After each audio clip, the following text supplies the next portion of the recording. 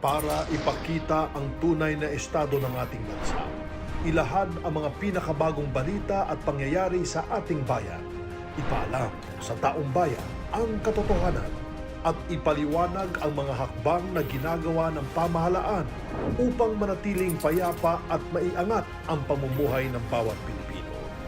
Mula sa Pangulo ng Republika ng Pilipinas, Mayor Rodrigo Duterte, ito ang Talk to the People.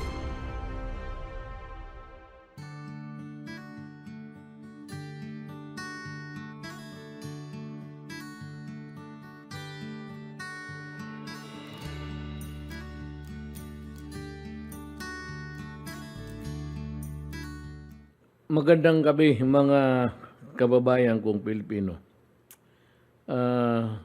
Nandito na naman kami because I promised that may pangako ako na I would keep you posted, mabalitaan ko kayo kung maaari lang araw-araw kung ano ang ginagawa ng gobyerno, particularly yung executive department, kasi tatlo yan Congress, pati yung Supreme Court. Ay kami yung tiga-execute. Binibigyan kami ng pera ng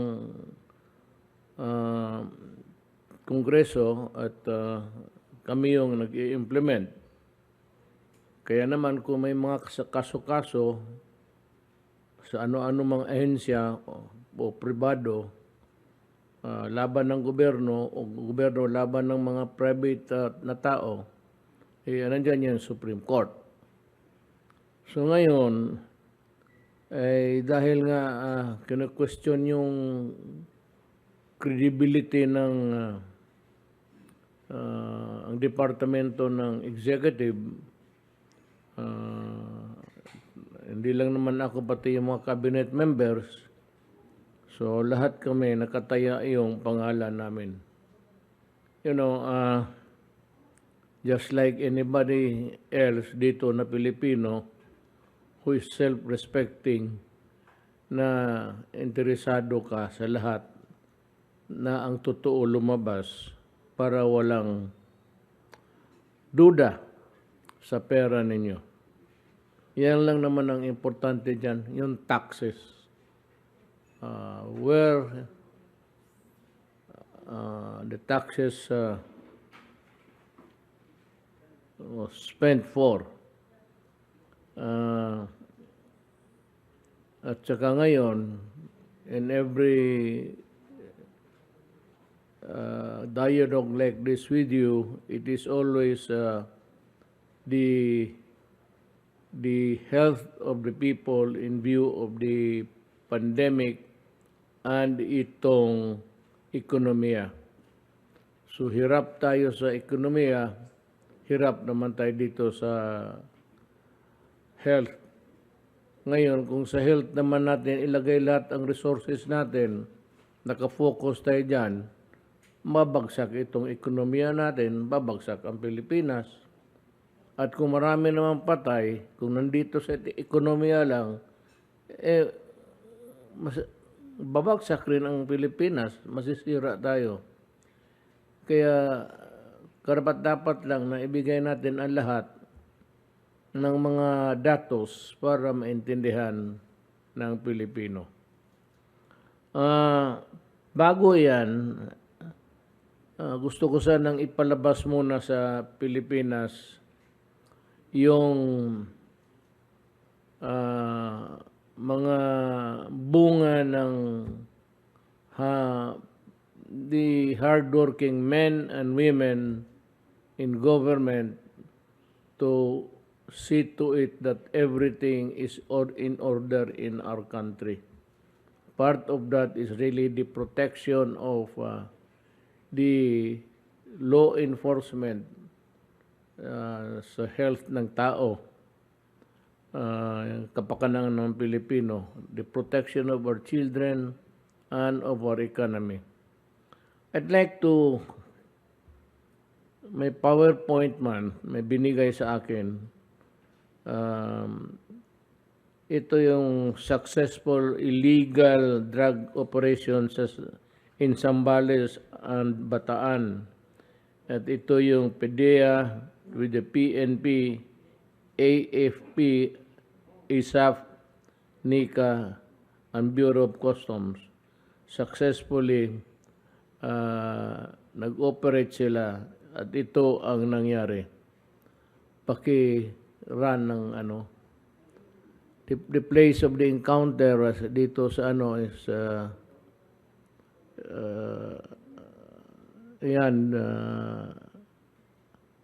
Buybas Operation, Noah's Place, Candelaria, Zambales, is 11 a.m. September 7, 2020, Tuesday. Ang operating units po ay PDEA, PNP, Team ISAP, AFP, NICA together with the COA, BUAC, Customs. May namatay ho. Hindi mo natin gustong mangyari ito, pero medyo arbado kasi. At sinasabi ko naman sa inyo, ng itong lahat itong mga big time talaga, may armas. Ang namatay, itong sigaw Manchu, si Hong siya, si Editan, pati Yu Hua Hisu. Ito yung namatay. Si Hyun Hua Su is one of the biggest shabu importer in the Philippines. He was a member of a transnational drug trafficking organization. Malakihing sindikato, hindi lang ho sa Pilipinas, nag-ooperate ito Southeast Asia, and maybe the connection sa Sinaloa sa drug mga syndicates sa Mexico. Ang halaga ho ng nahuli was worth 3.4 billion ho, involving 500 kilograms of shabu. Yan ho ang nangyari. 3.5 billion. At ito yung mga namatay na lumaban. At yung may mga baril nila.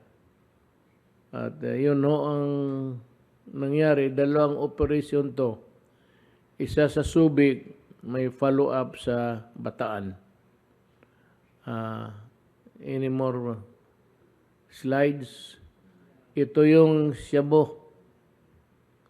Ito yung nakuha lahat ng that is 500 kilograms or 3.54 billion. Ito yung kung na-distribute ito sa Pilipinas, galing sa mga manufacturers, importers, na-distribute ito sa mga tenyente, tapos yung mga peddlers, yung tawag nila na mga basurero, yan ang sisira na sa Pilipinas. Kaya ako galit talaga sa mga drogista. Tingnan lang ho ninyo at pagmasdan ninyo kung anong mangyari sa utak ng mga gumagamit na Pilipino at paano sirain ang pagkatao nila. If you look at it very closely and ponder, mag-isip-isip kayong mabuti, ngayon malaman ninyo kung bakit noon pa, fiscal pa ako, and that was about 25 years ago, talagang galit na galit ako sa droga. It has corrupted not only our young people, it has corrupted even policemen and mga generals pa ang involved noong pumasok ako pagka-presidente. Kaya sinabi ko noon akala ko ba ang kalaban ko dito ang mga durugista lang. Kaya sabi ko, in 6 months, madali naman ubusin yan. Hindi ko alam na nung pumasok ako dito, tinanong ko si Bato, sabi ko, buksan mo lahat ang records. At doon ko nalaman na may mga 6 na generals sa custom, sa lahat. Kalaban ko ang gobyerno.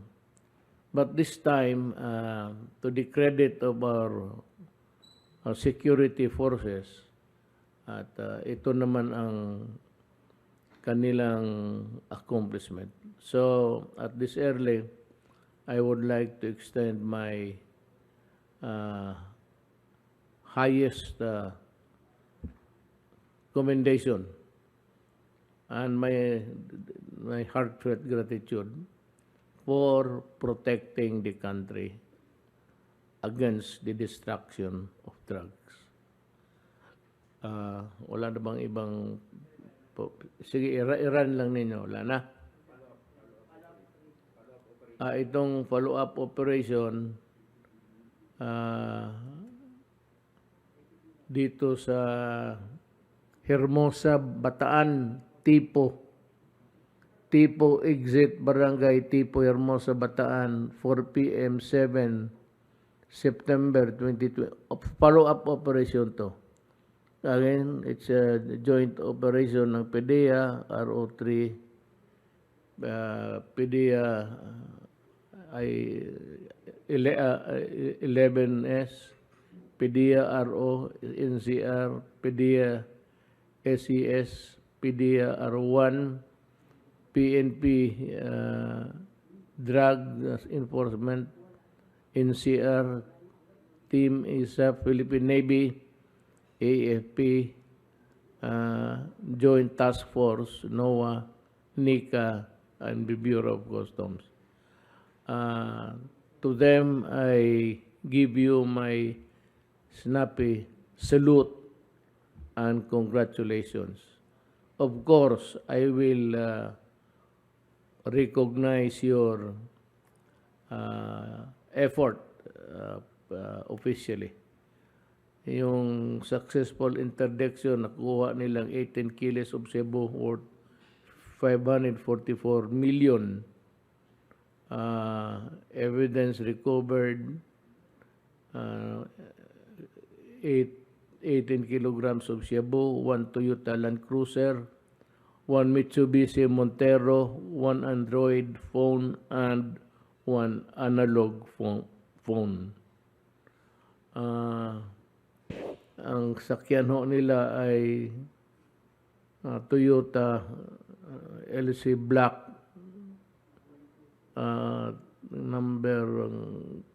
plate number is 567.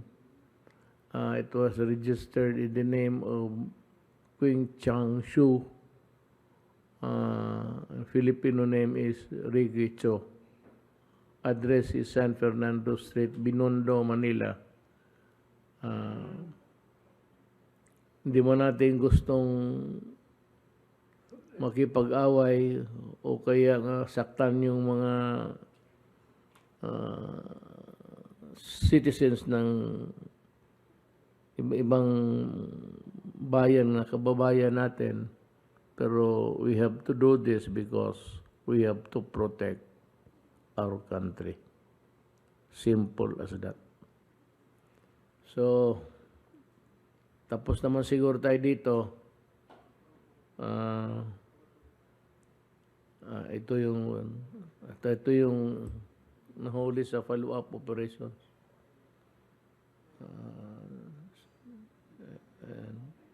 Marami pa rin. Ilang Pilipino ang masira nito. Alam mo, mga kababayan ko, once you start, pag nag-umpisa ka ng higop ng Cebu, you become a slave.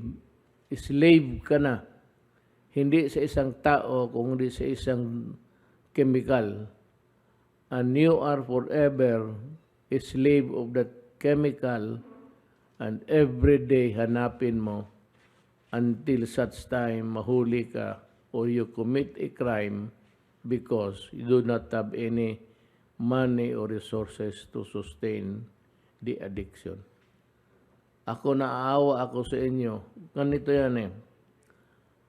Pag isang Pilipino pumasok dyan, gonggong talaga yan. Ibig sabihin talagang bobo. Yung bobo as in bobo. Kaya yung mga mayaman o mahirap, pareho yan. May bobo sa mayaman, may bobo sa mahirap, may torpe sa mayaman, may torpe sa mahirap. Lahat yan. Ito yung mga to na hindi nila inisip na krimen yan at balang araw papasok sila dyan sa distribution, trafficking at mahuhuli sila o mamatay sila. Dahil nga armado pagkaganon. You know, one of the things that baski yung sa anak ninyo is magsabi yan, may humahabol sa akin, may naghahanap sa akin. Kaya magdala ng armas yan. That is the psychological setup of everybody na nakapasok na sa droga, contaminated na yung katawan. Lahat yan. Basi ngayon sabihin ko nakikinig sila. Soon buwan pumasok na yan. Ganon sa nila.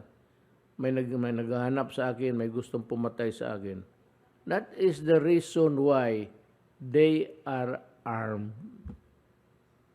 Kaya may mga baril, kaya may mga sandata, is because of the psychological setup na may kalaban sila.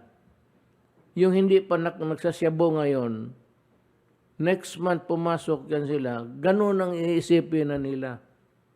Hindi na nila maalaala ang sinabi ko na ganun ang mangyari sa kanila. So, I'm sorry. I'm sorry for the loss of lives. Hindi mo natin ginusto yan. But I just hope that the countries from where these guys come from should understand that we have laws to follow. At tayo naman, kayong mga Pilipino, sabihin ko sa inyo, pag nasabit kayo sa droga sa labas, hindi ako makialam. Hindi talaga ako even in face yung sabihin na i-execute na. Hindi ako. I will need, sabihin ko sa mga ambasador, you do your thinking, but whatever you want to do. Pero pag-isipan na ninyo, ako ayaw ko. Ayaw ko talaga. So, tapos na tayo dyan. Let's go to Secretary Carl Chua and to make the short report tonight. Para malaman ninyo paano ginagplano yung pera.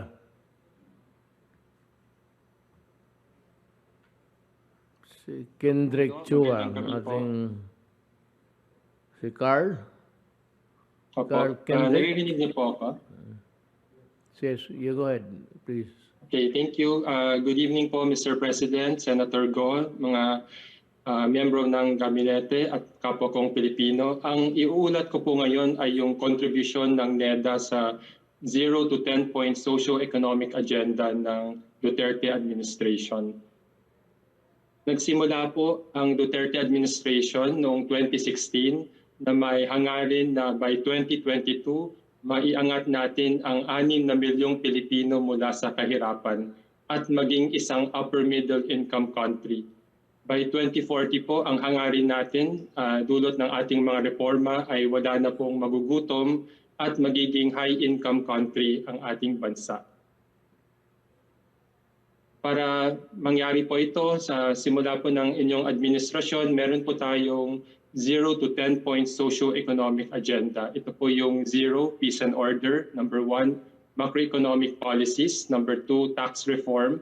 Number 3, ease of doing business. Number 4, infrastructure spending. Number 5, rural development. Number 6, land management. Number 7, human capital development. Number 8, science and arts. Number 9, social protection programs. At number 10, reproductive health law. Lahat po ng may kulay na blue, yan po yung mga may malaking contribution po ang NEDA. At yan po ang ipapaliwanag ko po sa aking ulat. Yung ating 0 to 10 point socio-economic agenda ay naipasok po natin sa ating Philippine Development Plan 2017 to 2022. Ito po yung gabay natin para iplano ang pag-unlad ng ating bansa. At ngayon po, sa loob po ng nakaraang 5 taon, gusto ko pong iulat ang 5 sa pinakamalaking contribution ng NEDA sa inyong administrasyon. Yung una po, yung strong economic management. Ang pangalawa po ay yung national ID. Pangatlo, yung rice tarification law. Pang-apat, infrastructure. At pang-5, ease of doing business. Marami pang na-contribute ang NEDA, pero ito ay isasubmit ko na lang po sa inyong tanggapan. Ang una po ay strong economic management. Tatlo po yung gusto po natin maramdaman ng ating kapwa Pilipino. Ito yung pagbaba ng presyo, yung may trabaho at may sapat na kita. Ito po yung parang ating performance na hinahanap. At gusto ko pong iulat na sa unang 4 na taon ng inyong administrasyon, naka-record po tayo ng isa sa pinakamataas na social or economic growth rate. Yung average po ay 6.6% mula 2016 to 2019 bago pumasok ang COVID-19 pandemic. Nakita po rin natin ang pinakamababang antas ng unemployment at underemployment rate at yung pinakamababang poverty rate sa ating kasaysayan. At ang totoo po, yung ating pangako na maiangat ang 6 na milyong Pilipino mula sa poverty or kahirapan ay na-achieve po natin in the year 2018, 4 years ahead of our schedule. Kasi ang una pong naisip po natin ay maabot yan by 2022. Pero dahil po sa mga reforma natin, ay 4 years ahead of schedule po tayo. In terms of job creation, kahit nasa pandemya po tayo, binabalanse natin ang COVID and non-COVID concerns ng ating mga kababayan. 2.5 million jobs po ang na-create natin ng itong ating ekonomiya since the start of the pandemic. Ito po ay bago pumasok ang Delta variant. At in terms of socio-economic growth rate, itong 6% average growth na nakita po natin ay unti-unti na po natin na nararamdaman. Bumagsak po ang paglago ng ating ekonomiya noong 2020 dahil sa COVID-19 pandemic. Pero malaki po ang na-improve natin sa ating GDP growth itong second quarter with an 11.8% GDP growth. Ngayon po, pupunta po ako sa pangalawang kontribusyon ng NEDA. Ito po ang National ID. Ito po ay unang sinubukan ng gobyerno in 1973 under President Marcos. Pero it took 45 years in the making at ito ay naging reforma yung taong 2018. In August of 2018, nilagdaan niya po Pangulong Duterte ang National ID Law. At ito pong litrato na to ay yung pagbigay ko po sa inyo ng inyong National ID. At ang Philippine Statistics Authority ang siyang may mandate na mag-implement ng National ID with NEDA as the chair of the policy-making body. Nais ko pong i-report na as of the 3rd of September 2021, 41.9 million na po ang na-register natin for Step 1. Ito po yung pagkolekta ng biometrics. Ang ginawa po natin dito, pinuntahan po namin bahay-bahay o sa online po nag-register ang mga Pilipino kahit may pandemya. 28.6 million naman po ang naka-register na po sa Step 2. Ito yung pagdalaw sa registration center sa bawat lalawigan at syudad at munisipyo para ibigay yung biometrics tulad ng fingerprints or iris scan. At 1.5 million na po ang nakatanggap ng National ID. 50 to 70 million po ang nais naming mabigyan ng National ID bago po matapos ang taong ito. Marami po ang benepisyo ng National ID. Ang una po, 5.2 million individuals na po ang nag-sign up for bank accounts. Pag may bank account na po sila, mapapadali na rin ang pagbigay ng ayuda sa susunod. Maaari din po gamitin ang National ID para sa COVID-19 vaccination, registration, and distribution. Ngayon po, pupunta po ako sa pangatlong pinakamalaking contribution ng NEDA. Ito po yung rice tarification law. It was first attempted in 1987 and it took 32 years to make this reform a reality. Nilagdaan niyo po ang rice tarification law noong 2019. Ang laman ng batas na ito ay yung mas bukas na pag-angkat ng bigas at pagtulong sa ating magsasaka. Dalawa po ang naging epekto nito. Ang una po ay ang pagbaba ng presyo ng bigas from a peak of 45 peso per kilo bago po maipasa ang rice tarification law na ibaba po natin to as low as 37.66 peso per kilogram. At tuloy-tuloy po nakikita namin ang potential na pagbaba ng presyo ng bigas para matulungan ang bawat Pilipino. At ang pangalawang epekto nito ay natulungan po natin ang mga magsasaka dulot ng Rice Competitiveness Enhancement Fund. Ang rice productivity per hectare ay nag-increase from 3.6 metric ton per hectare to 4 metric ton per hectare or additional income sa ating mga magsasaka na 7,000 per hectare. Ang totoo po nito, yung third quarter po ng 2020, 3.5 million metric ton or 15% growth ang improvement sa ating rice production. At sa hinaharap, makikita po natin na 1.2 million people ang pwede natin maiangat mula sa kahirapan. 2.1 million people ang mas hindi na magugutom at ito ay makakatulong din sa paglago ng ating ekonomiya. Ngayon po, pupunta po ako sa pang-apat or infrastructure. Under the Duterte administration po, 3 times more ang spending natin sa infrastructure program tulad ng mga kalsada, drain system, irrigation at iba't iba pang mga infrastructure. Sa ibang nakalipas na taon, hindi po lalampas na 100 to 200 billion ang infrastructure spending. Pero sa huling taon ng Duterte administration, umaabot na po ito sa more than 1 trillion peso per year of infrastructure spending. Maliban lang po sa 2020 dahil nagka-COVID pandemic, so mas bumagal. Pero hinahabol po natin ito at nakikita po natin ang malaking epekto sa ordinaryong Pilipino. Sa NEDA, 79 major infrastructure projects ang inapprove po ng NEDA board at ang amount nito ay 3.9 trillion. Nakalikha po ito ng 6 million jobs over the construction period.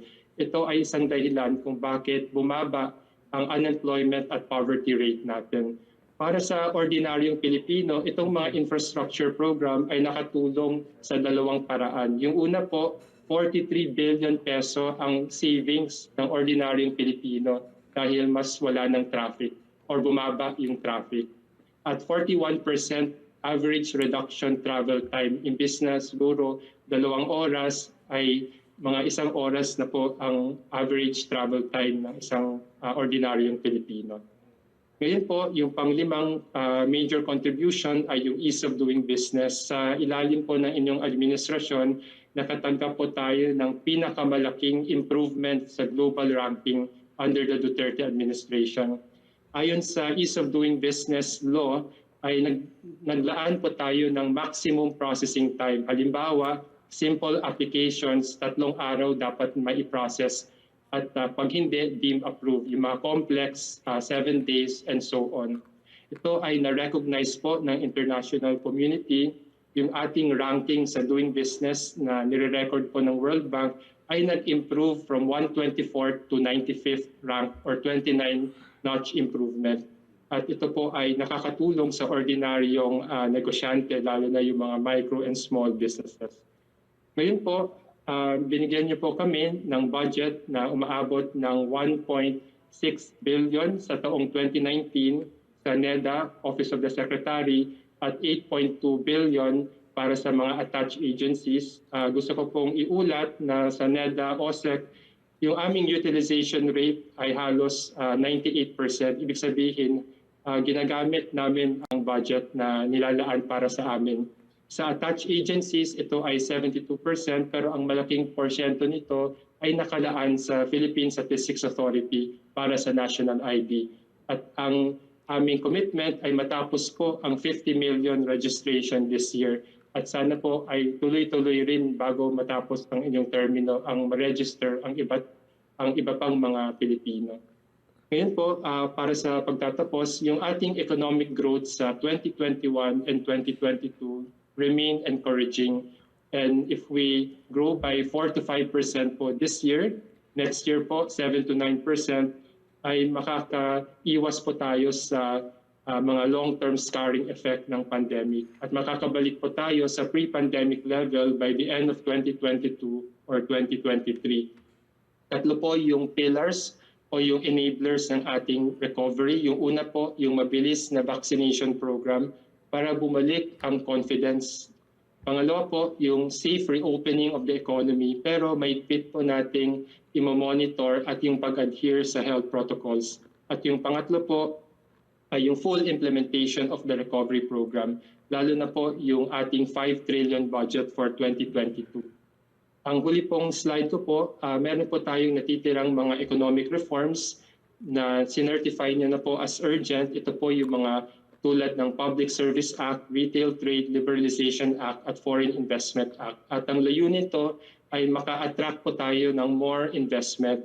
At para sa mga ordinaryong Pilipino, ito po yung paglikha po natin ng mas marami at mas mabuting trabaho. Yan po, Mr. President, ang ulat ko po, ang mga na-accomplish po ng NEDA under your administration tungo sa isang matatag, maginhawa at panatag na buhay para sa bawat Pilipino. Maraming salamat po. Salamat, Secretary Chua. Si Carl, Secretary, siya yung NEDA. Siya yung magdodrawing ng plano kung saan ang tumbok natin objectives. Siya yung magawa.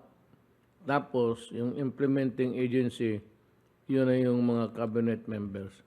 Chua is also a cabinet member, pero he occupies the position of magdodrawing siya. Siya yung magdrawing kung saan tayo pupunta, saan dito, anong prioridad natin.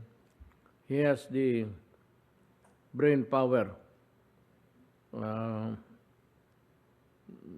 Medyo mas mataas ang alam niya kaysa akin. Kaya siya na ang ginawa kong para sa mga bright lang yan. Ako, average, pareho lang tayong lahat. Average lang. Tama-tama lang na makapagsalita ng Tagalog, hindi naman maganda. English, pa konti-konti. But let us proceed. Wala tayong panahon. Itong ay mainit na issue. Itong procurement ngayon ng medisina at yung mga order medical supplies, kagaya ng PPE, yung cover, yung mask, yung mga face shield na kinakailangan una in the beginning na maraming namatay na doktor. At least about 17 doctors died sa unang onslaught. Yung pagpasok talaga ng COVID. Pati sila, hindi pa kasi sila masyado alam kung anong gawin. Hindi pa masyado protektado. Kaya dumating yung panahon na yung mga doktor, sabi nila, kung ganun lang rin mangyari, hindi na muna kami tatrabaho. Kung mamatayan, targo ng gobyerno. That is why tayo may crisis. There's a crisis still going on until this very moment. So government was hard pressed to come up with resorts. So kailangan bumili tayo ng yung suot nilang PPE, yung personal protection equipment, yung mga mask, yung mga cover, face shield, and everything, pati mga cover ng mga sapatos nila, those were in need of the moment. Kaya ito yung, basahin ko muna yung outline. But since I cannot really express myself fluently in the Tagalog, I would just read it as worded by the law, and sila na ho yung mga dito sanay sa ating pambansang salita. Sila na yung mag-explain kung papaano, bakit. Basahin ko lang.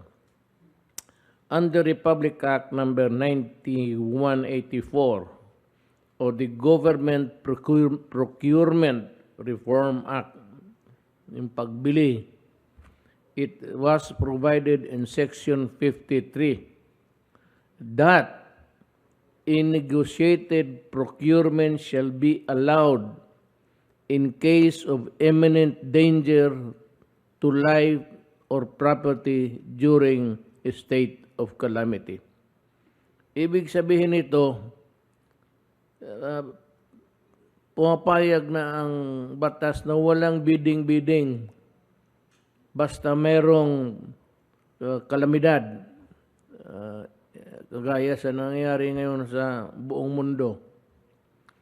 At ang sunod nito, ang pinaka-importante malaman ninyo, is ito, the Bayanihan to Heal as One Act or Republic Act 11469, signed in March 24, 2020 ago, provided, batas ito ng Kongreso, that the President shall have the power to adopt temporary emergency measures to respond to the crisis brought by pandemic, including, among others, the procurement, pagbili of the following as the need arises, kung kailangan, in the most expeditious manner, pinakamadali, as exemptions from the provisions of Republic Act 9184.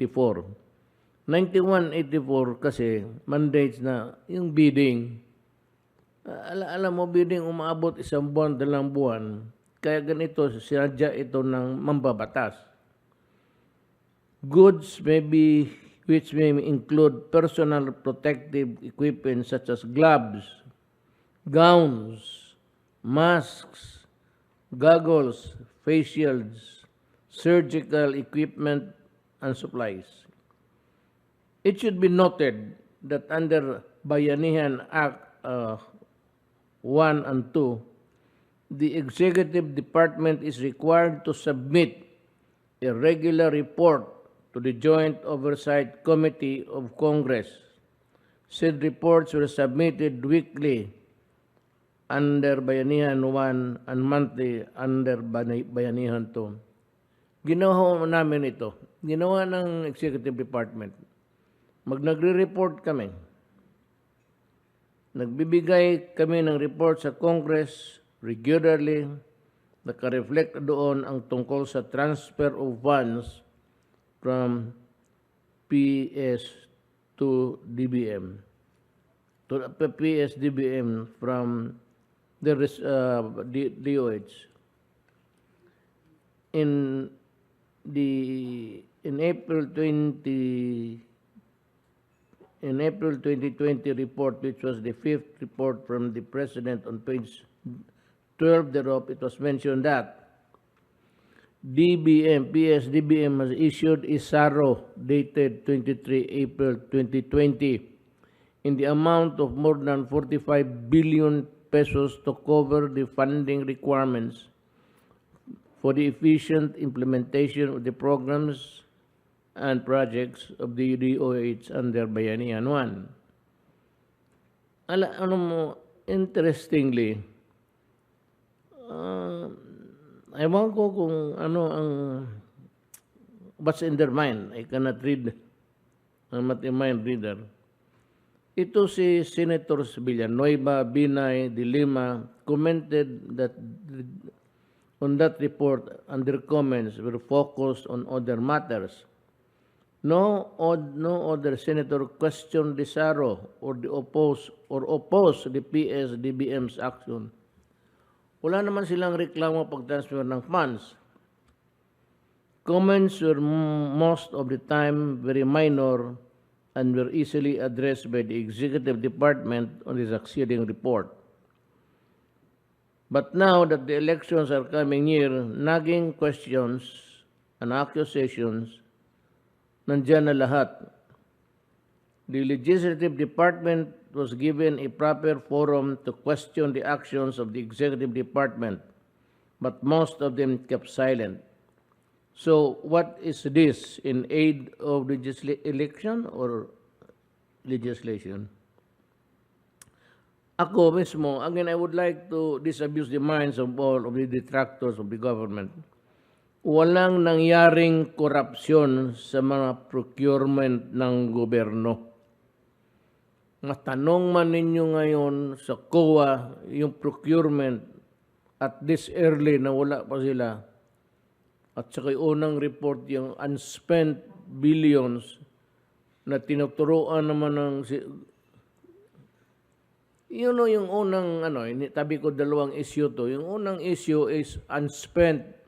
Tatanong sila na, Congress, bakit may pera kayong 63 billion, 62 na hindi pa nagamit? You know, when you give funds to a department, it is programmed by that department. Do not run the department as if it is a parang opisina lang ng Senado. Do not dictate on... Siya yung si Doki yung papatakbo niya. Hayaan mo siya. Let them make the programs, then spend the money. Pero wag ninyo na sa aga, magtatanong na kayo, may trabaho kayong binigay sa kanya. Nothing. Let him complete his work. At the end of the day, kung palpak ang trabaho niya, then that is the time for reckoning. But not before completing the programs of under his department in pursuance to his work as secretary. Di ko maintindihan eh. Wala pang korupsyon. Ako na mismo ang nagsasabi. Walang korupsyon. Ang una kong ang utos kay pagputok nitong pandemya, my first order to Secretary Duque was, buy all things, kasi nang mamatay na yung mga doktor. Do not go into a bidding because it will delay the delivery and cause more death. Magbili ka na, sabi ko nga, mamili ka kung saan palengke, bilihin mo na. That was my order. And I take full responsibility for that. Ako yung nag-utos. Ako yung presidente. Ako naman ang sisihin ng mga tao kung nagtutumbahan ng mga tao dyan sa kalsada, patay. Kaya ngayon, hindi man natin mag-control. Ang mikrobyo is in the air. Lumilipad. Malas mo lang pag nahigop mo yung hininga ng katabi mo o in front of you. Or ang hangin galing sa likod, mahigop mo yung hininga na may COVID. Walang magandang lalaki nito. Lang ito eh. Papupurma-purma lang. Alam mo, sa totoo, wala rin talaga silang magawa. Nilaway nila, hindi magapigil ng COVID. Now, it is a question of how we responded. Kaya nga yung una, wala tayong vaccine. Nag-appoint ako kay Secretary Galvez, but He was in the wilderness looking for the vaccines until China donated. So ang first vaccine natin, hindi natin binigay ng China. Kung meron mang na-overlook efficiencies, yung nakaligtaan, that's the best Tagalog word that I can produce. Yung mga nakaligtaan, ng pagkukulang, ina-correct naman kaagad. But it was not a question of money.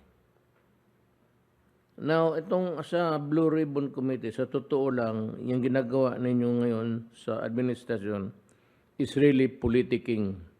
I don't know, maybe we just achieved so much that the fight can no longer be done based on the merits. Ewan ko ba, but baka wala na silang ma-display na magawa nila, kaya naghanap na lang na ikagagalit ng tao sa akin. Sa Pilipino, itong maiwan ko sa inyo. Bababa rin ako, matatapos din ako balang araw. I will not be there for the longest time. Pero sabihin ko sa inyo, yung oath of office ko, talagang tinupad ko. Ngayon, ito na lang.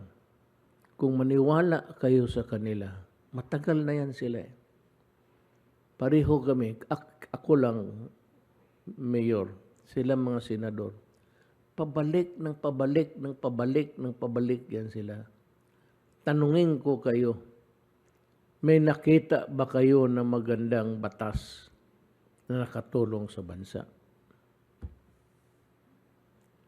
Tanungin ko lang kayo. Kung sabihin ninyo ako ang nagpakukulang, sorry. Ginawa ko ang lahat ko. Kung ang lahat ko hindi pa kulang pa, patawad po. Yan lang talaga ang kaya ko. But itong mga senador, hindi mo ba nakita? Sila lang. Kasi kayo magboto, ang nasa isip lang kasi ninyo, may ballot box naman, may ballot box. May ballot box na ilagay yung ballot mo. Kung ikaw ay gustong pagbabago o ayaw mo na sa kanila, all you have to do is to get hold of that sample ballot and write it down. Hindi na kayo nagsawa dyan sa kanila. Sa totoo lang. What spectacular achievement have they achieved or have had achieved in the past going to the present? Nung sa Subic Bay siya, naalala nyo, ayaw niyang bumitaw, hinabol-habol pa niya si President Ramos. Hindi na nahiya. Talagang hinabol-habol niya because of the lucrative business of Gordon diyan sa Subic. Yan talaga ang totoo. Hindi ano ba tawag yan sabi? Nagulang hiya. Hindi naman nagulang hiya, pero mawalang galang na. Parang ganon. Hinabol niya si Presidente and it was documented by the ABS-CBN lahat. Nasaan siya humabol, naghintay ng kanto kasama ang asawa niya.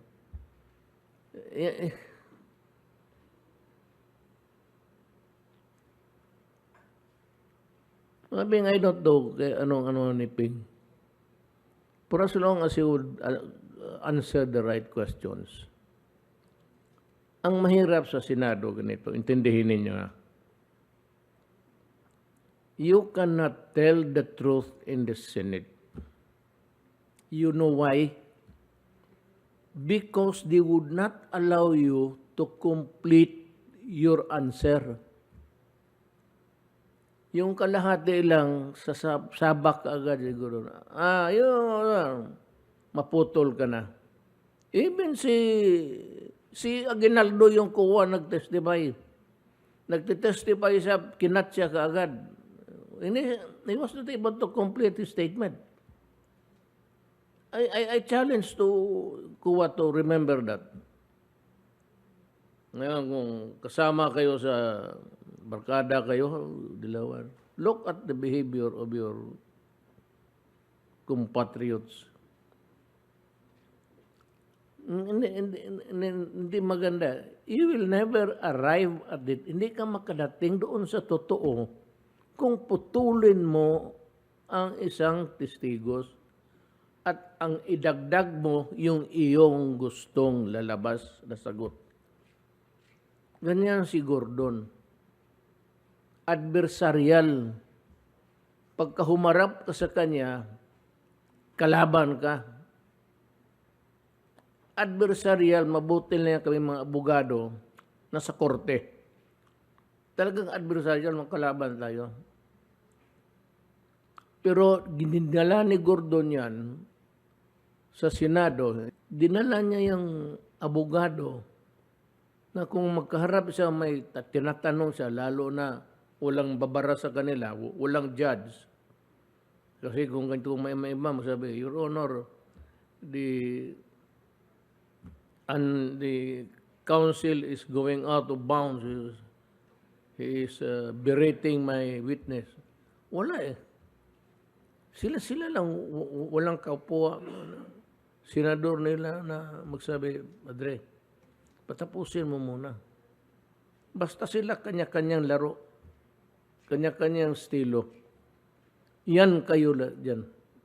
Alam mo bakit na miyembro ako ng Congress? Alam ko. At umaakyat rin ako sa Senate noon. Kasi may, alam mo na, yung mga project mo, you need not, it is not enough that you have to work it out with you have to, pagdating sa BICAM. Kaya umaakyat ako, kaya nakikinig ako minsan, ganun talaga.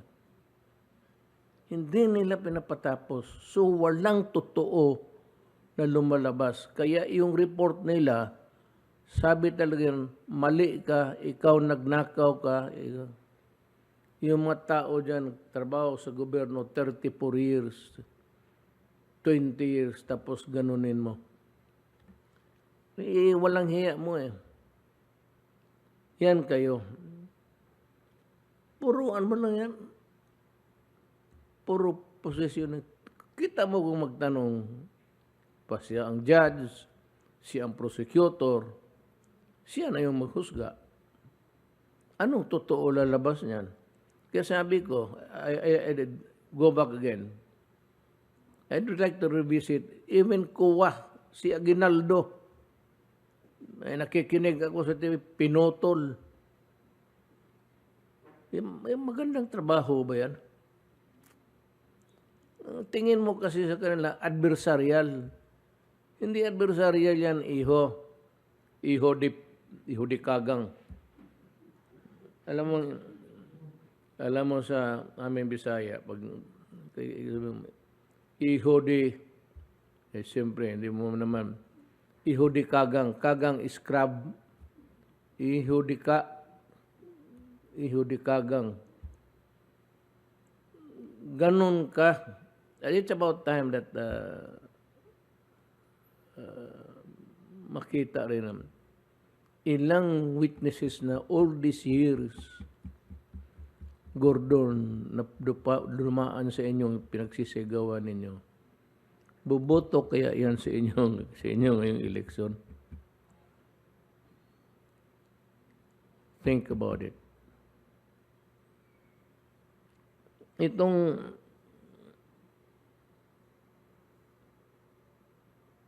pakinggan mo muna yung, kung ayaw ninyo pakinggan, magawa na lang kayo ng report, diretso. Anak ng kagang. Diretso na. Bakit pa ninyo? Tanungin yung tao, sisigawan ninyo, tapos kayo lang rin ang maglaro. Hindi PSDBM ang nag-decide kung ano ang bibilhin. Sinunod lang nila kung ano ang pinagbilin ng DOH. Wala silang sabi na may say sila. Ngayon, ang DOH, sabihin ko sa iyo, bakit nagpatuloy? Hindi lang ang DBM ang nagtulong.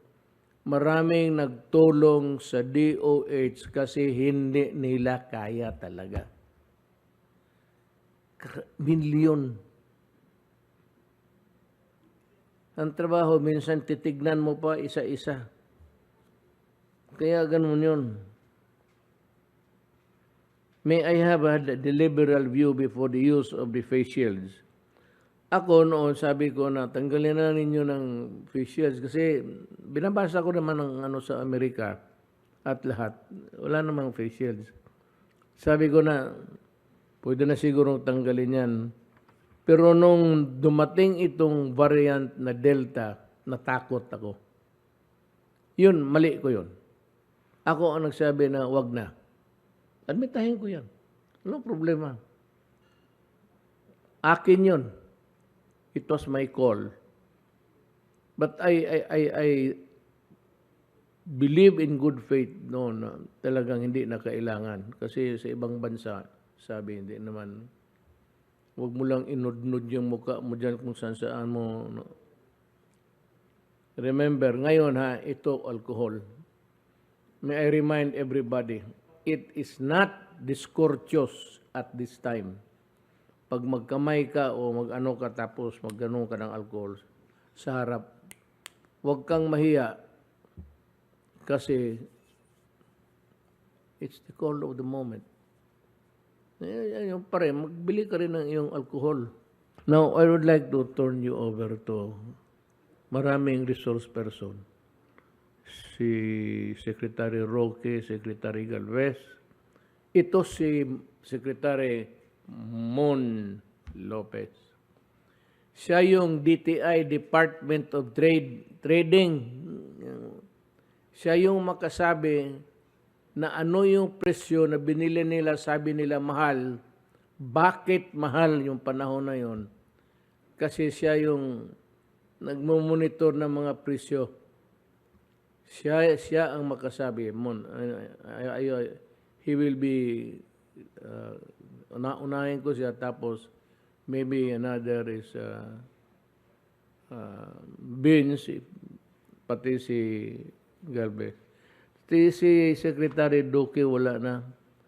Huwag ka na magbasa niyang ano nila report, sir. Magbasa ka lang magasin. Wala. Sir, magre-report na ako dun sa benefits. Yung benefits na healthcare workers. Yes, sir. So I'd like to turn you over to, ito yung siyang nakaalam sa mga prevailing price ng lahat. Department of Trade, dilata, anong bilhin mo, sabon, pati yung face mask. Siya yung may listahan. Hindi ang DBM, hindi ang DOH.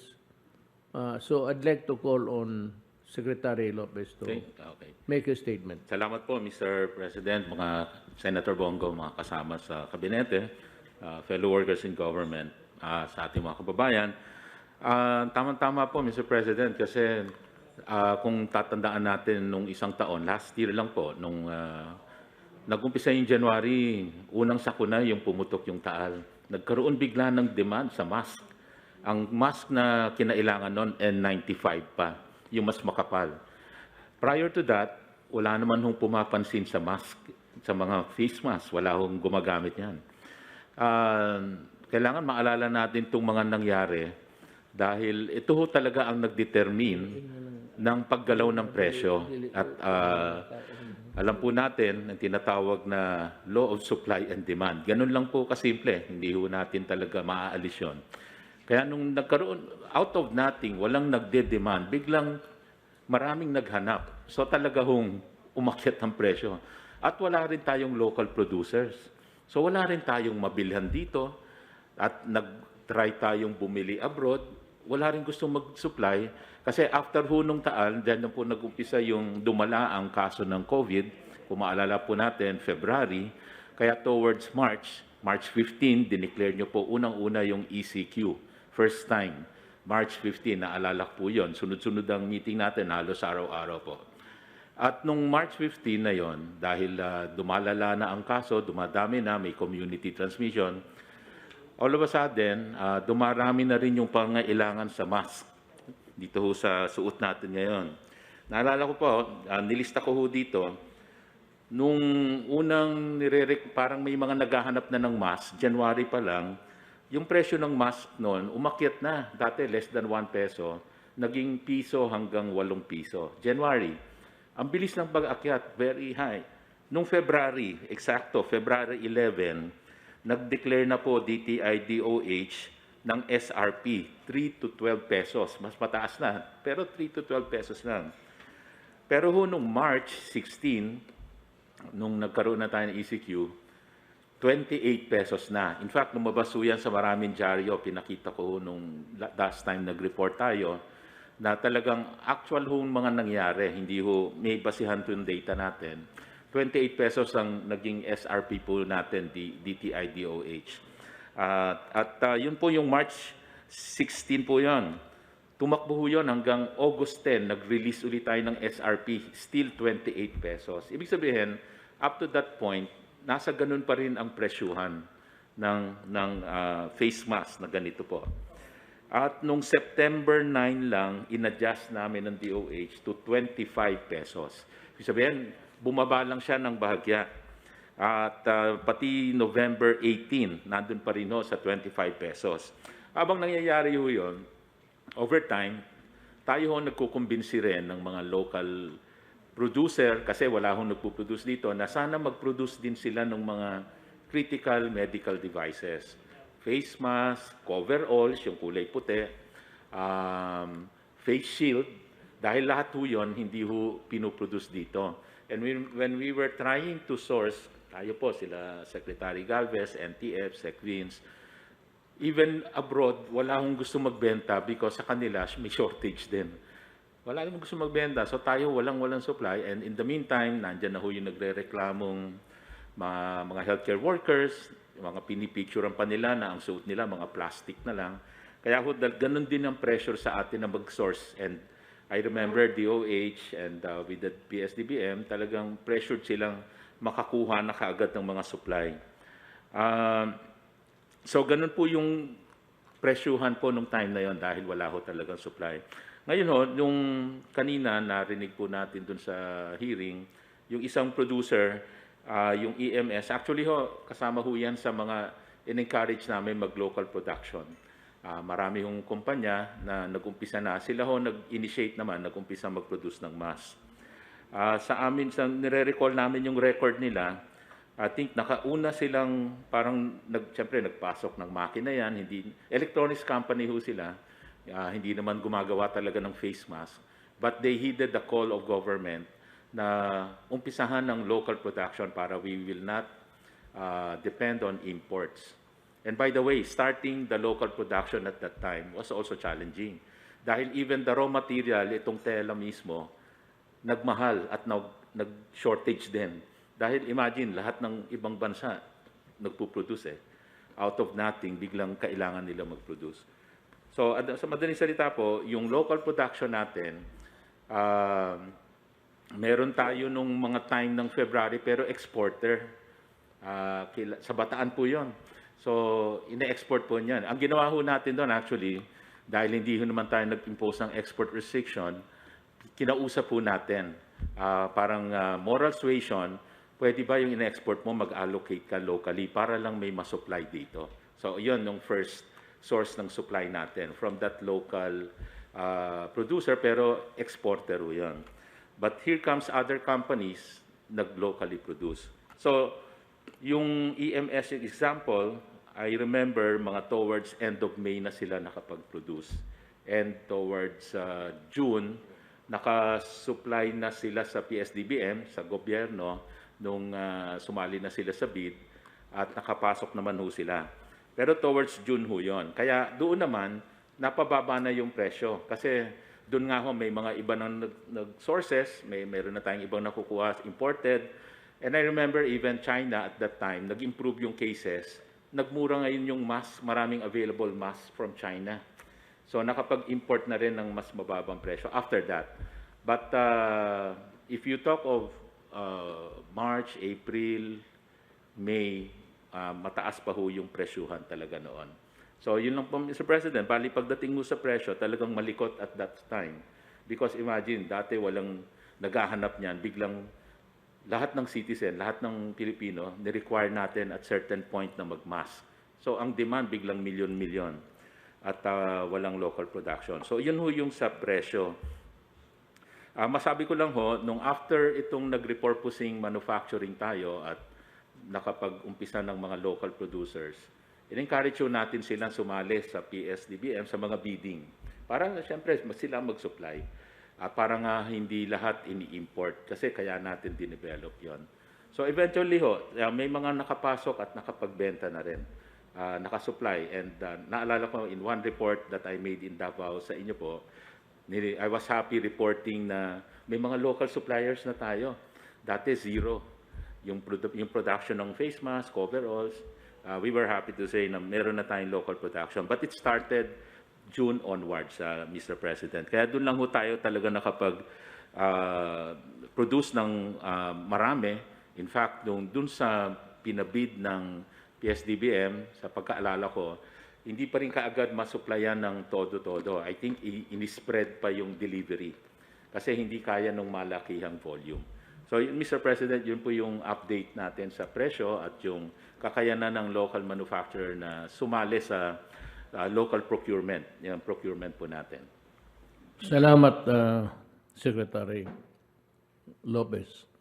I think there are some clarifications to be made by Vince Dison, pati yung tinake up mo kanina si Secretary Roque. Then after that, we'll go to Secretary Galvez. Mr. President, magandang gabi po. Magandang gabi po sa mga kababayan natin.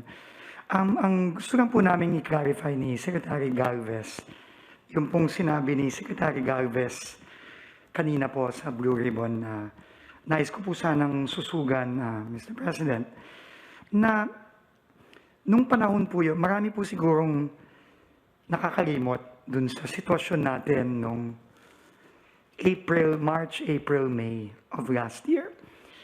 Nung pong panahon na yon na sinabi ni Secretary Galvez, paulit-ulit nang sinasabi, at sinabi po niya ulit kanina sa Blue Ribbon, hirap na hirap po talaga ang paghahanap ng national government ng mga kinakailangan nating supply, lalo na para sa healthcare workers. Nasabi na po ni Secretary Galvez yung dami ng mga healthcare workers na namatay. Yung pong, in fact, to give you an anecdote, Mr. President, nagpunta po kami ni Secretary Galvez, if I'm not mistaken, sa Cebu at the height of the surge nung April. And alam niyo, Mr. President, sa ibang ospital nakakita po kami ng mga mask na nakasabit sa sampayan. Yung mask na sampayan, tinanong mo namin ni Sec Galvez, bakit nandyan yung mga mask sa sampayan? Sabi niya, Sir, kasi wala na kaming mask. Kailangan, kahit na hindi siya washable, i-recycle namin, sabi nung mga healthcare workers doon. So talaga kung dumudugo po yung puso namin ni Sec Galvez nung mga panahon na yon. Kaya po talagang pinipilit namin na bilisan ang paghahanap ng supply. Dahil po talaga hirap na hirap po nun. And I just want to really emphasize po that all the PPEs that were bought and the masks were all given po by Secretary Galvez himself, Mr. President, and the team with Secretary Duque to our healthcare workers, all for free. Mr. President, ano po, naalala ko po yun, very vivid in my mind. Nagpupunta po si Sec Galvez, ospital, whether private, public, it doesn't matter. Pupunta po siya, ilan po ang, tatanungin po niya yung hospital head, ilan ang kailangan na PPE? Kailangan po namin ng X thousand. O ito na ang PPE, nandito na. Ano po talaga yun? And ang hirap na hirap po noon nung naghahanap po ng si Sec Galvez ng warehouse, naghahanap po ng kung ano-ano pang mga logistical resources para lang po mabilis na ma-distribute. So, yun lang po, I think it's very important to really remember how difficult it was, Mr. President. But thankfully po, nagkaroon tayo ng supply and na-supply po, and we were able really to save many lives, Mr. President, bottom line. No? And I think we will all of us naman po will be judged by history. And I think that period was really a very, very difficult period. But through the work of everybody and through your leadership, sir, kahit papaano po, marami po tayong nasalba na buhay noon, Mr. President. Thank you po. You had to clarify some Yes, Mayor. previous statements that you have made, Secretary Roque. Yes, Mayor. Well, napanood po ng taong bayan ang hearing sa Senate, pero napanood din po nila ang ating panig sa ating mga press briefing at sa talk to the people. So sa batas po, isa-isahin ko po yung joinder of issues at kung ano na ang napatunayan ng parehong panig, gamit po ang ebidensya at hindi ang haka-haka at mga komentaryo. Una, meron bang overprice sa PPE? Ang sagot, wala. Anong ebidensya? Ang binili po natin is 1,716 para sa 9-piece PPE compliant with WHO standards. Ang binili ng nakaraan na administrasyon, 3,500 hanggang 3,800. Hindi po tayo nagbibintang ng 3,500 at 3,800 ay overpriced. Pero kung hindi natin pagbibintangan na hindi overpriced ang 3,800, lalo naman po siguro ang 1,716. Kaya po yung 1,716, dahil ang presyo po ay 1,950 less 12% tax. Ito po ay 1,716. Bukod pa po rito, walang kahit anong down payment na binayaran. Binayaran lang po pagkarating ng PPE sa Pilipinas at pumasa sa inspeksyon at sagot din po ng importer, pati po yung transportation, insurance, and freight. Malinaw po yan. Sa batas po, sa ebidensya, there was an attempt to mislead. Bakit po? Kasi nagpakita sila ng presyo na 1,300 daw po ang PPE. Bakit ko po sinabi na misleading at the objection sa korte niyan, Your Honor, misleading? Kasi yung petsa po ng 1,300 ay petsang Hunyo. Ang pinag-uusapan natin, magkano ang PPE nung petsa ng Abril, kung saan nagsisimula ang pandemya at talagang nagugulanta ang lahat ng bansa sa daigdig kakakuha ng PPE. Siyempre po, dahil ang buwan ng Hulyo ay 2 buwan na matapos ang Abril, dumami ang supply, kaya po bumaba ang presyo ng PPE. Ulitin ko po, kung sa hukuman po yung ginawa nila sa Senado, objection, Your Honor, misleading, and it will be sustained because ibang buwan po ang kanilang pinag-uusapan. Issue number 2, meron ba hong overprice sa face mask? Ito po, simple lang. Ewan ko kung na-discuss ni Secretary Lopez.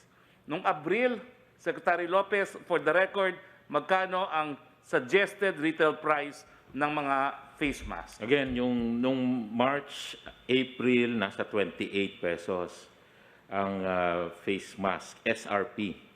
At nung mga bandang June, July, doon na nagkaroon ng iba pang suppliers. Kaya nga po ang pinag-uusapan, Pag ibang buwan, iba na ang presyo. Ganun na yun. ang pinag-uusapan lang po natin, Abril. Ang suggested retail price, 28. Ang bili, magkano? 27 pesos. Meron ba hong overpricing? Wala. Anong ebidensya? Suggested retail price. Ang aking pakiusap po sa ating mga kababayan, huwag magpapalin lang. Dahil ang ebidensya po, ang law on evidence, ang definition niyan, ito yung ginagamit natin para pruwebahan kung anong dapat pruwebahan sa hukuman. Ito ang magpapatunay kung ano talaga ang katotohanan. So 2 punto po yung importante ngayon. Walang overpricing sa PPE, walang overpricing sa face mask. Pagdating naman po sa issue na dapat bang ma-audit ng COA ang Red Cross.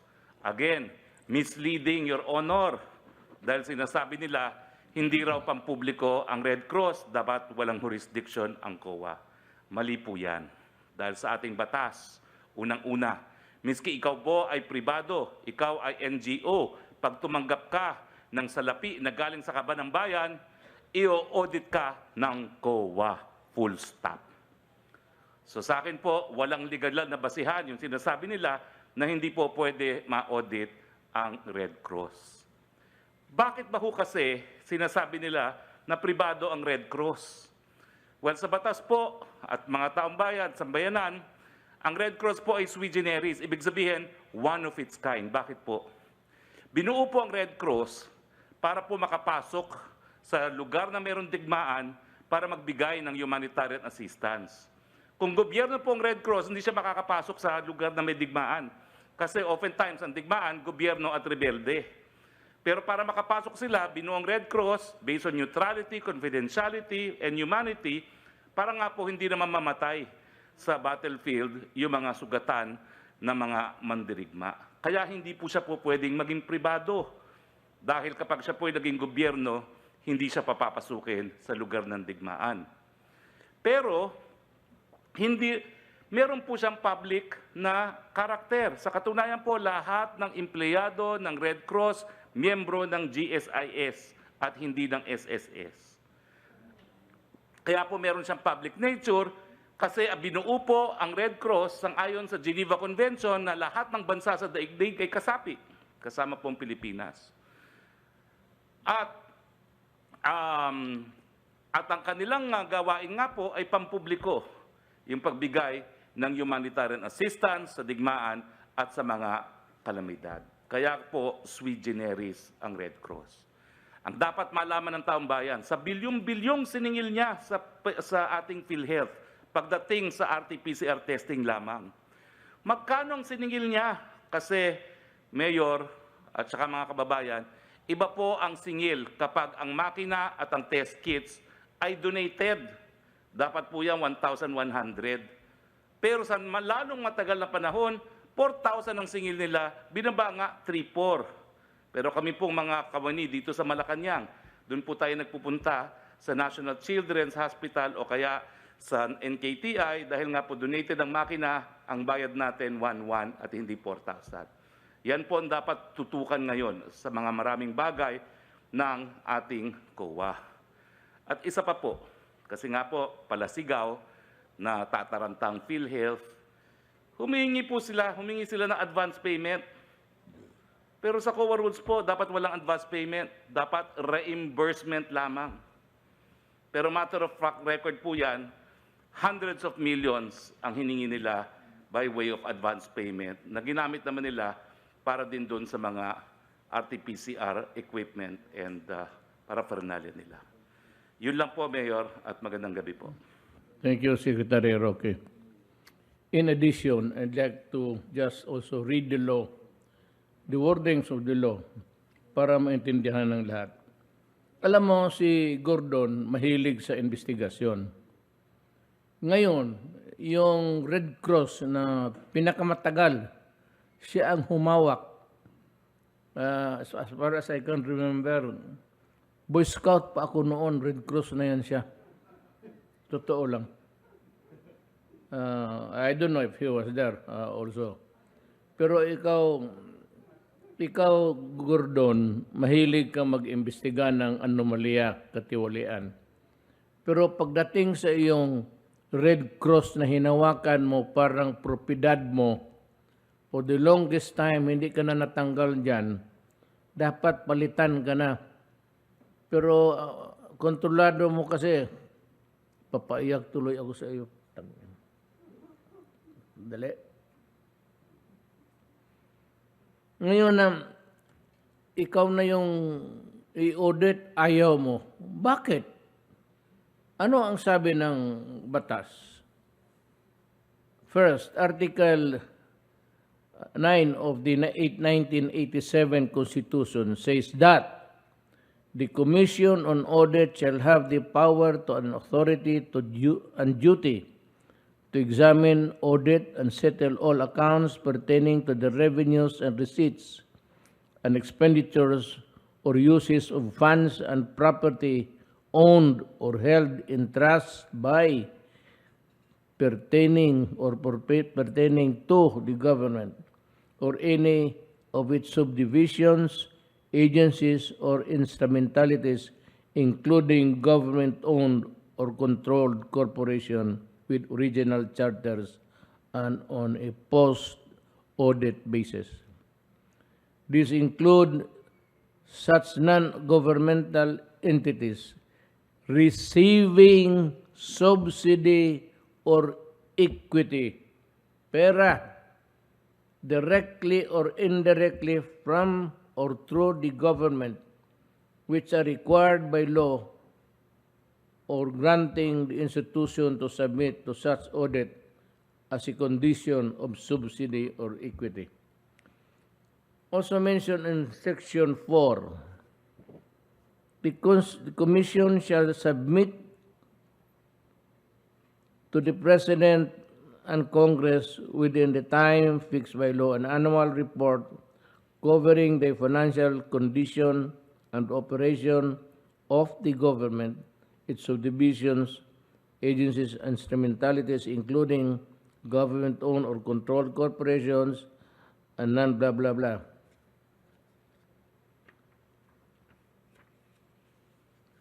In Republic Act 10072 or the Philippine Red Cross Act, ito na, the PRC is recognized as the voluntary, independent, and autonomous non-governmental society auxiliary to the authorities of the Republic of the Philippines. Okay? It is provided that in the said Republic Act that the Philippine Red Cross shall at the end of every calendar year submit to the President of the Philippines an annual report containing its activities and showing its financial condition. Senator Gordon, hindi mo ito guba. Hindi mo ito ginawa. Wala akong nabasa galing sa iyo. Kailangan yan. Alam mo bakit? Mga kababayan ko, alam mo bakit? Hindi pwede sabihin yung Red Cross na independent na hindi na maabot ng gobyerno. You know, when you may pera, baski sino, pag ang pera galing sa gobyerno binigay sa kamay mo para implement mo isang project or whatever, gastusin mo sa isang tasking dito, it becomes the receiving entity or the person automatically is responsible for that money. So itong sabi ni Gordon na hindi siya pwedeng mo-audit is takot ka. Takot ka kasi alam mo marami ka ng atraso all throughout the years and you cannot possibly have the time to cover up everything also. Walang ibang, bakit ka takot? Nasabi dito, ang annual report to the PRC, to the Office of the President.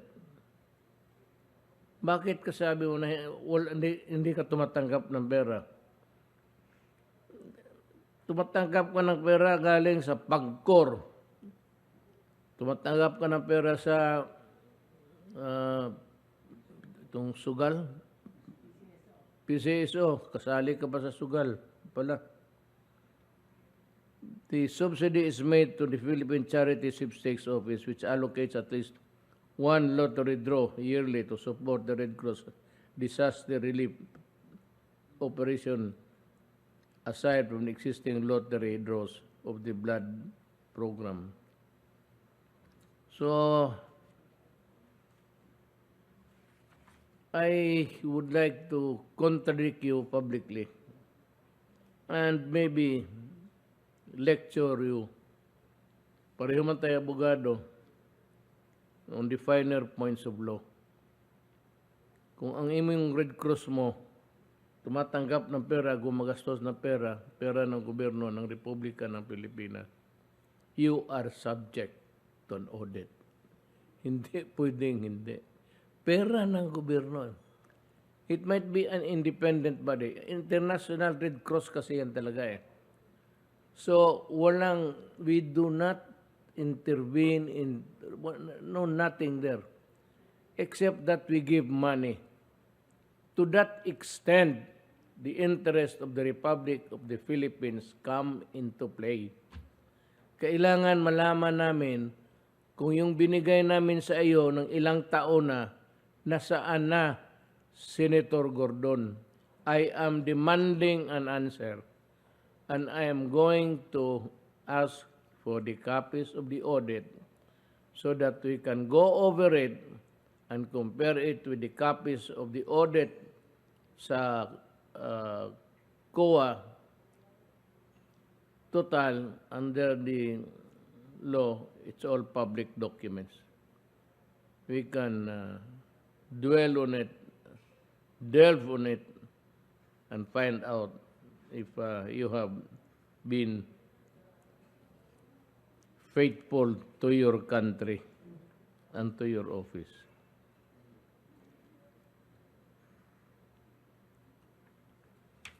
So yan lang ho. Then we go to the next to report is Secretary Galvez. It will be followed by Secretary Duque. Then be Secretary Anyo, if you have any report to make. Sir, susugan ko lang po yung sinabi po sir ni Secretary Vince Dizon na dapat po makita po natin yung talagang context ng mga prices at saka context ng date ng mga nangyari. Kasi po parang hinahalo po yung yung mga datos not relative to the date. So kung makita po natin nung simula po na nag-open yung Senate hearing, medyo sumama na po ng loob namin dahil kasi kaagad yung context kaagad na there is a 42 billion plan there kaagad ang nasa po na parang may presumption of guilt na talagang may kinuha tayo na 42 billion.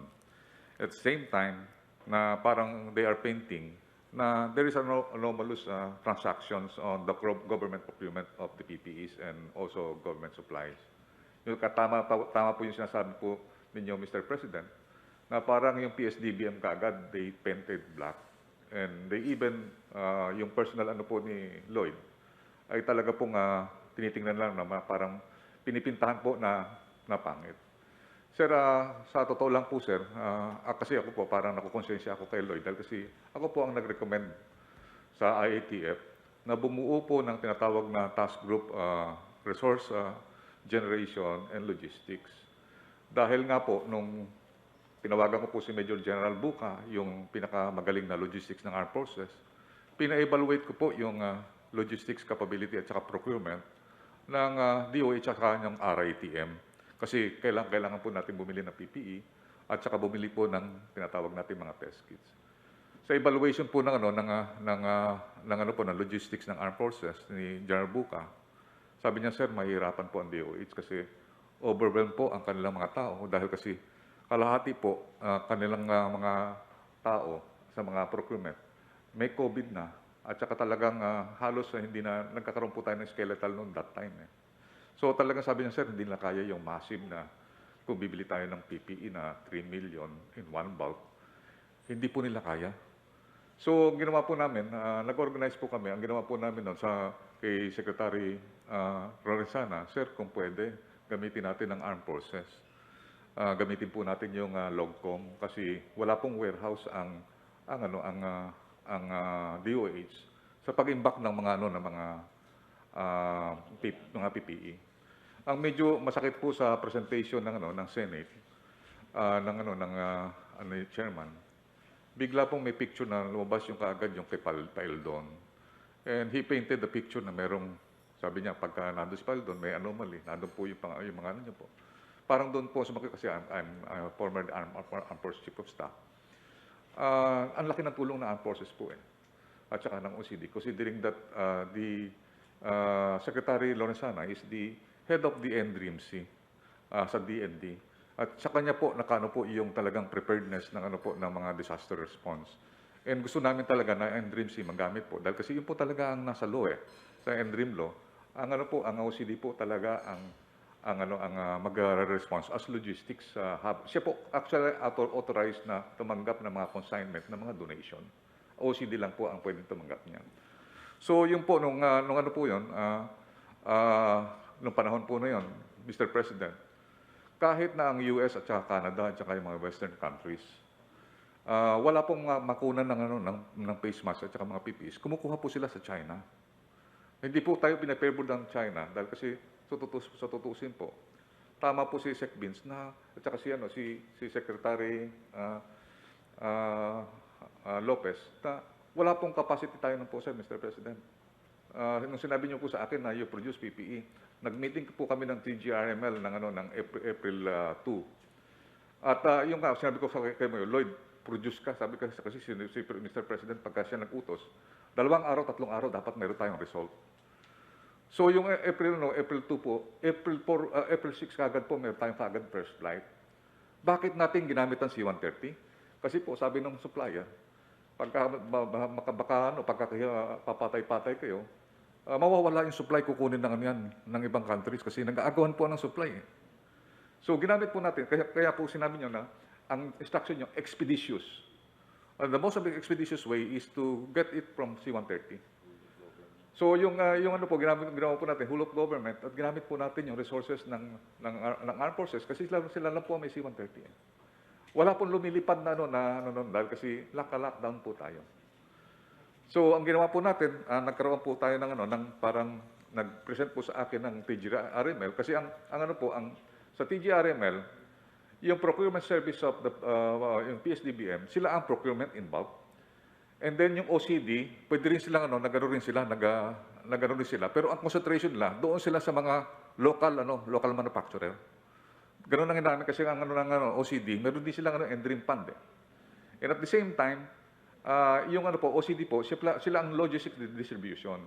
So yung sinasabi po ng ibang mga senador na we favored yung local yung foreign manufacturer, yung Chinese manufacturer at saka Chinese supplier over the local producers. Out of context po yun, sir, Mr. President. Kasi unang-una nung April, sinabi na nga po, wala pong capacity ang po natin. Redirect lang po sila, repurpose po sila. Ibig sabihin po, talagang walang kapasidad ang ating local production for a volume of 9 sets. And then nung pineset po nila yung pricing, I believe yung context na naman po, Mr. President. Unang-una, mababa po talaga yung AMS kasi yung kanyang delivery is naka-schedule po ng June, July, August.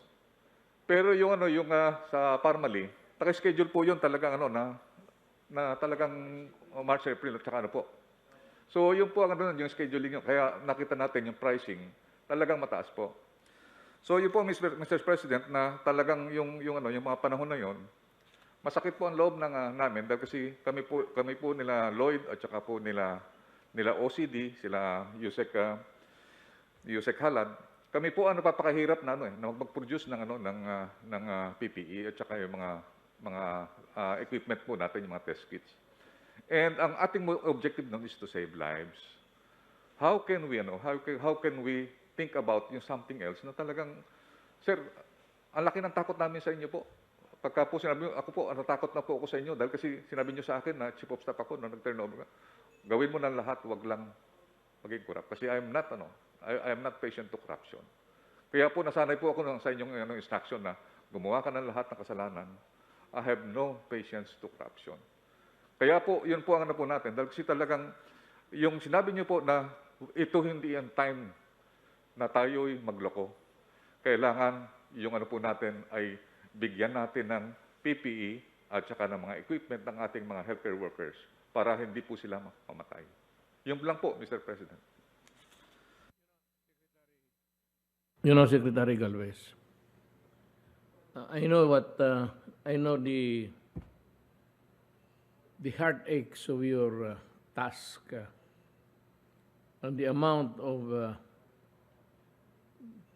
tireless toil that you have devoted. Ikaw yung pinili ko. Ikaw yung nakita ako na under pressure sa, during the Marawi siege. Hindi naman tayo nagpapahiro. Trabaho yan eh. Nothing to really be extra inordinately proud of it because that's our job. We're paid to do it. But yung panahon ng Marawi, I remember I visited Marawi 10 times. Sa gabi pati sa araw. Nakita ko kayo na under pressure ka and yung pressure na sa iyo to produce ultimately the victory was a long and winding road.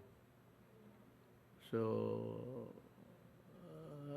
I saw in you an honest man, a military man, an honest one, hardworking. Kaya ikaw lang pinili ko, ikaw solo, iyo lang sabi ko, iyo lang ito. Iyo lang ilagay ko sa lahat ang baraha ko sa iyo itong fight shot. Okay? Hindi naman ako It's not because I don't trust the other agencies. It's just because I just wanted to have a single person to talk to when I want to know something. Hindi ngayon, balang araw, the rewards of your fruits would be the success of ating fight in this COVID, and maybe someday our children will talk kindly of us. There was a time na dumaan tayo sa na ganito and we kept our faith with the Filipino people. Next is Secretary Dugue. Thank you, Mr. President. I just wanted to give an update on the healthcare workers' benefits. Mula po nung September 2020 hanggang Hunyo 30, ngayong taon, 2021, nakapagbigay na po tayo ng humigit kumulang 14.3 billion na healthcare worker benefits. Kasama dito ang active hazard duty pay, ang special risk allowance, ang provision of accommodation, meals and transportation, at life insurance. Patuloy ang pamahalaan sa pagtugon ng mga panawagan ng ating pong mga healthcare workers upang makatanggap pa ng mga benepisyo. Kaya naman mula po sa inyong direktiba rin, Mr. President, at sa pamamagitan ng tulong din at suporta ng DBM, tayo po ay nakapamahagi pa ng umaabot sa 311 million pesos at ngayon ay may karagdagan na 888.11 million pesos para po muli sa special risk allowance para po sa mas marami pang mga healthcare workers. Next slide, please. Sa usapin naman po ng atin pong mga sickness and death benefits ay ito pong compensation para naman po sa mga tinamaan ng COVID-19 na healthcare workers. Yan po ay para sa mild and moderate, binibigyan po natin sila ng 15,000. Samantalang ang severe and critical cases, binibigyan po natin sila ng 100,000 check. And sa death naman, yung mga yung pong pamilya na namatayan na nanilbihan bilang healthcare worker ay tumanggap naman ng tagi 1,000,000 piso. So, all told, Mr. President, ay meron po tayong na disbursed na 570.2 million as of August 31, 2021. Yun lang po, Mr. President. Thank you, Secretary. So, yung gusto ko ding ipaabot sa mga ating sa health workers na alam mo sa totoo lang, kung may pera lang talagang, kung may pera lang to, you know, hindi namin pigilan, ibigay namin lahat yan, total. Anuhin mo namin yung pera sa kamay namin. Kaya yan, give us time to adjust to the finances because the fluctuation of events, hindi natin malaman. Gaya nito, bigla na lang. Sino ba nag-akala na, na merong pandemya? So we have to spend in a short notice. We had to, collate whatever was left over or whatever was available for the mga bayanihan at 1 and 2. Naghingi tayo ng contribution sa lahat. So there are, you must know na there are projects now na talagang na on deck na dapat gawin na kansilado na. It would not be as rosy as before na project dito, project doon because the money, ayan nga, from time to time, kailangan mo ito, bigla na lang kayo, tapos kayo nagrereklamo. Hindi ko naman sinasabi, mali yan. Tama yung ano ninyo, kaya lang, kunting pag-unawa po kasi kung meron lang talaga, bakit namin hindi ibigay? Anuhin man namin yung pera, hindi man amin. You'd be the first to benefit, especially during this time. But the problem is there are other expenses of government other than the health concerns. So, yan sana ho, maintindihan lang ninyo kami. We're gonna to, yes. Meron lang din po akong dagdag kasi po meron din pong kinakailangan na benepisyong karagdagan yung meals, accommodation, and transportation allowance. Sa kasalukuyan po ay hinahanapan po ng DBM at saka ng DOH yung karagdagan na pondo para po mabigay ang MAT, yung pong meals allowance and meals, accommodation, and transportation allowance para po sa mga healthcare workers ng pribado at ng mga pampublikong mga health facilities. So we're still looking for the funds, Mr. President, and we're trying to identify yung mga potential savings para po maibigay sa kanila. We are yung infrastructure projects. Medyo, minsan yung iba, we totally just abandon it for this year.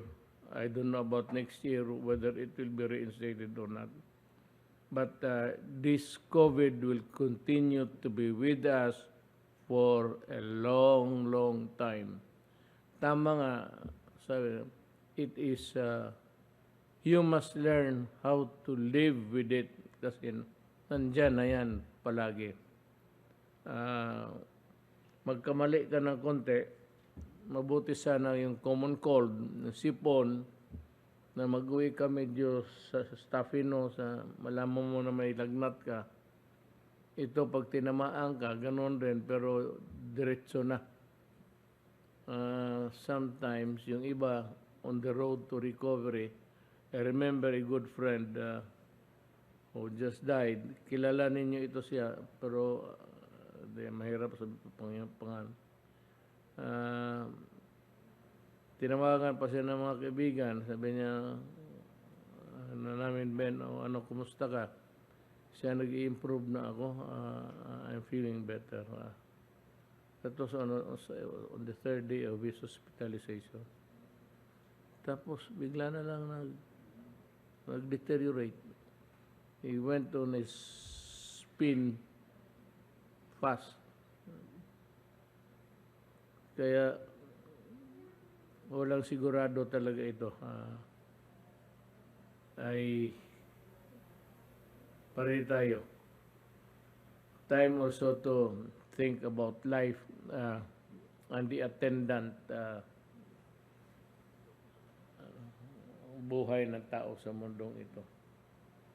Hindi mo alaman kung basi ako I'm fond of, ako pa naman tinatanggal ko yung kung sasalita ako because I feel muffled pag mask. Pero alam mo, sabi ko, swerte-swerte ang buhay. Baka, you'd never know. Just, that is a rule for everybody, not only for me. Secretary Anya, are you ready?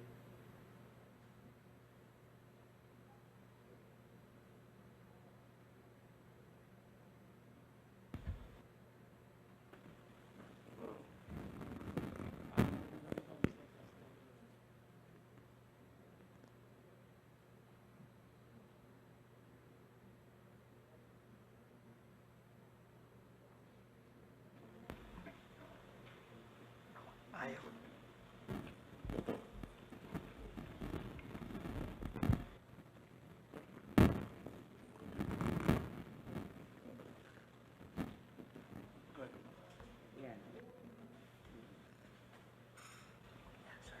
Thank you. Magandang gabi po, Mr. President. First of all po, I'd like to express our full support and trust to Secretary Galvez, Mr. President. I've known him since he was a lieutenant. At yung pang Marawi crisis, at siya po ang West Mincom Commander, yung 149 days po na siege, every night ay nag-uusap kami ni Secretary Galvez. Alas 2 po na madaling araw, just to discuss ano yung nangyari and what to do the next day.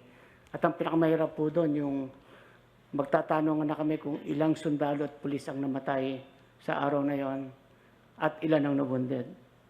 And through his leadership po ay na-liberate ang ating Marawi. Kaya hindi po kayo nagkamali sa pagpili sa kanya bilang chief implementer ng National Task Force on COVID. At maraming buhay po ang naisave natin bilang pagiging chief implementer niya. Mr. President, ang bibigay ko pong ulat ay tungkol sa ating ayuda kasi po ay malaking pera ito at utos po ninyo dapat i-account natin ang lahat ng pera na nasa gobyerno. So, sa ating pong updates ng ayuda sa National Capital Region, nakikita po natin na naka 97.92% na po tayo at 11 million beneficiaries po ang nakatanggap ng ayuda.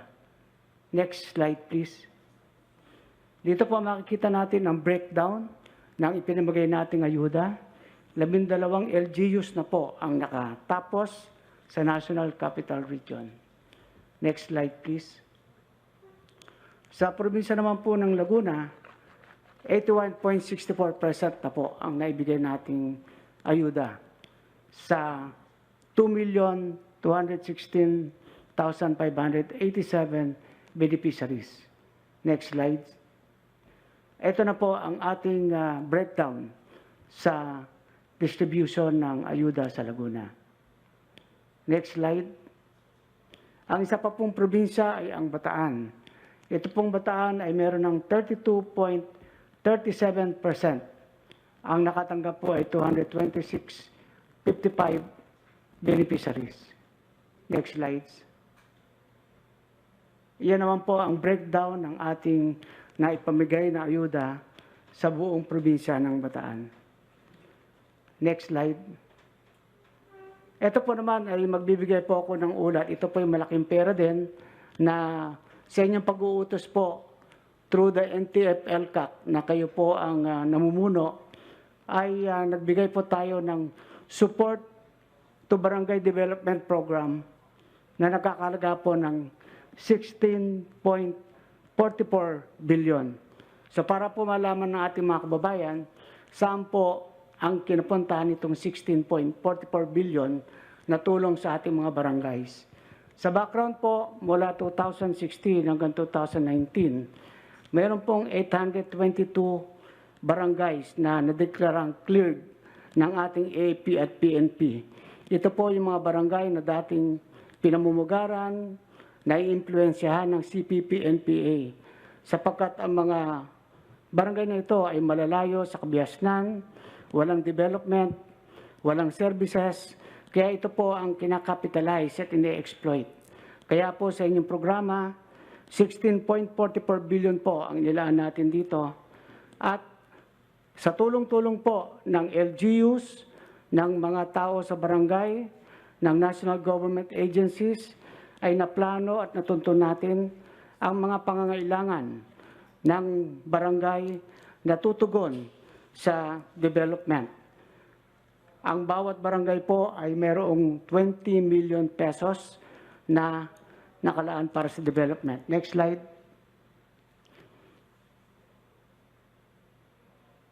Sige pa. Ayan po. Dalawang klaseng project po ang ginagawa, infrastructure project at non-infrastructure project. Mayroon pong 10 infrastructure project na nakakahalaga ng 15.860 billion. At mayroon pong 288 na non-infrastructure projects na nakakahalaga ng 419.44 million. Next slide.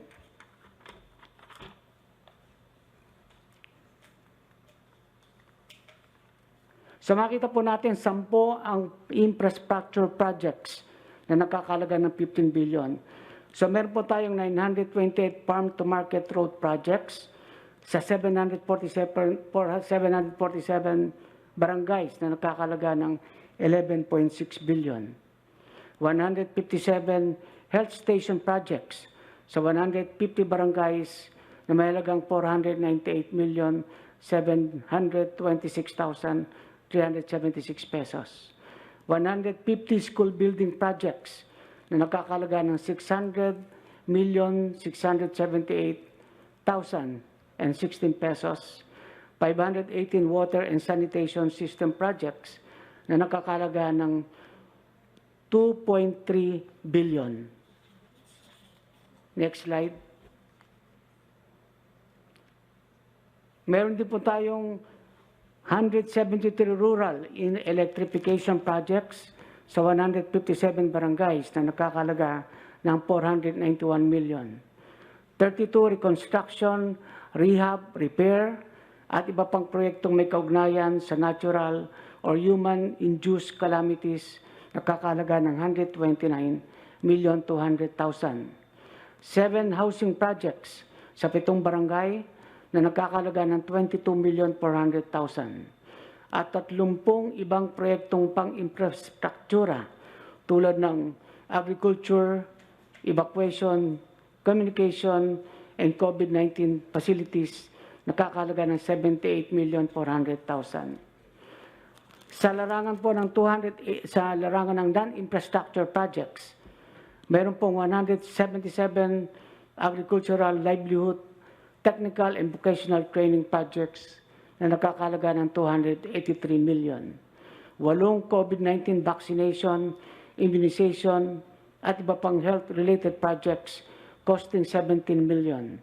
103 assistance to indigent individual or families amounting to 119,046,019 pesos. As of September 2, next slide. As of September 2, Mr. President, nasa 182 ang nasa implementation stage, 782 projects ang nasa procurement stage, at 1,319 ang nasa pre-procurement stage pa lamang. Next slide. Ito po ang kabuuan ng ating mga support to the barangay development projects sa buong bansa. Makikita po natin na ang Region 11, Region 13, at Region 10 ang may pinakamaraming proyekto sapagkat Nandito po ang mas maraming mahihirap na barangay na malalayo sa kabiasnan na ang karamihan ay nandoon sa IP Ancestral Domain Areas. Mga barangay na matagal nang na-exploit ng CPP-NPA dahil sa kakulangan ng basic services at development. Dahil sa kabuuan 2,300 sa kabuuan po ang makikinabang sa project na to ay 2,318,892 na mahihirap nating kababayan na ngayon ay nabigyan ng buhay at pag-asa. At ito po ang pinakamabisang solusyon sa insurhensiya.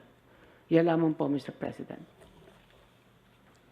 Thank you, Secretary Anyo. Mga kababayan ko, I am not placing a premium sa trabaho namin. Sabi ko, trabaho namin to, tatrabaho kami.